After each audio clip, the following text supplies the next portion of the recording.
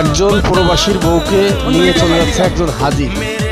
আমাদের রেমিটেন্স যোদ্ধার কত কষ্ট মনে, সে প্রবাসের জীবন কাটাচ্ছে আর তার বউকে নিয়ে ঘুরতেছে। দর্শক, ভিডিওটা সবাই শেয়ার করবেন, সবাইকে দেখার সুযোগ করে দেবেন। এরকম ধরনের কাজ সমাজ যেন আমরা দেখতে না পাই, বিচার চাই সবাই আমরা। আপনি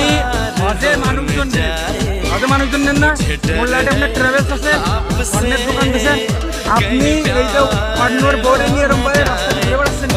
আপনি গোপালগঞ্জ শহরে নিয়ে কোথায় গেছিলেন?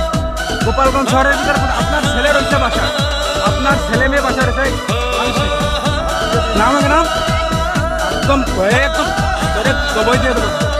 তুই এগুলো করে বেড়াইছিস, এইগুলো করছেন কেন?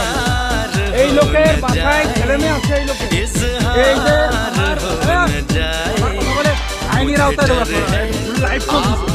এই যে আমার ভাই এই লোক ফুসলায় ফাসলায় এনারে নিয়ে এইগুলো করে বেড়াচ্ছে, বোঝেন? এনার বাসায় ছেলে মেয়ে আছে এই লোকের। আর এই যে এই মহিলা পরকিয়া করে বেড়ায়, এই মহিলারা চিনে রাখেন।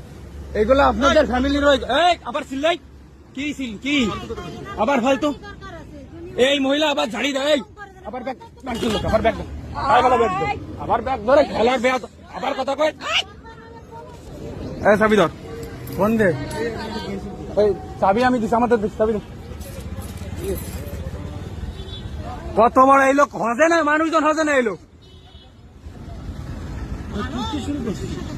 ওটা হলো পরের সাবজেক্ট, আমার চেষ্টা পরে।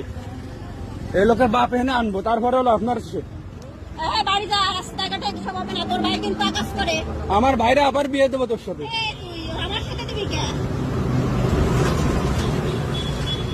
এই মহিলা এই যে লোক হজে লোকজন নেয়, এই পরের বউ নিয়ে এরকম ঘুরে বেড়াচ্ছে। এটা কার বউ? কার বউ?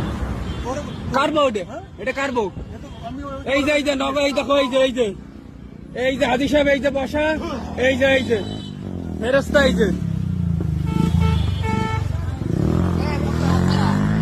যে ফেরেস্তা, এই লোক এই যে পরের বউরে নিয়ে আপনারা দেখে রাখেন। এটা সোশ্যাল মিডিয়াতে পরে এই যে দেখে রাখেন। এই লোক